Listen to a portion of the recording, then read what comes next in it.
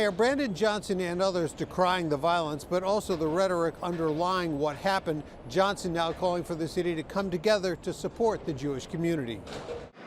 At an event to talk about the Chicago Summer Safety Program, Mayor Brandon Johnson turning his attention to the violence in Washington, D.C. So my deepest condolences to the families, but really my deepest condolences to the Jewish community as a whole. I unequivocally condemn all of these acts of anti-Semitic brutality. The brazen shooting at a Jewish museum in the nation's capital sending shockwaves of outrage and concern across the country. I'm heartbroken.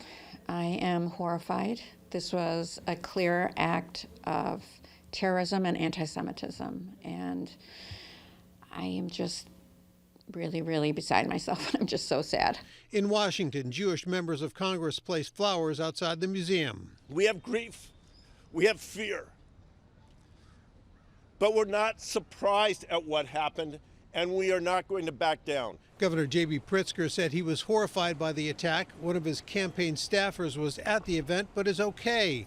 The governor saying in a statement, whether it's gun violence or the rising tide of anti-Semitism, Americans of all backgrounds have an urgent obligation to stand for peace and reject bigotry in all its forms and in every way possible. The suspect lives in the ward of Alderwoman Rosanna Rodriguez Sanchez, who has frequently championed the Palestinian cause. She called the shooting a tragedy. This was an act that was done by an individual, and we should not demonize so many people that have been demanding peace. While some believe the rise in anti-Semitic rhetoric may have contributed to the murders, there is hope that that tragedy in Washington will not spawn any copycat violence here or anywhere else.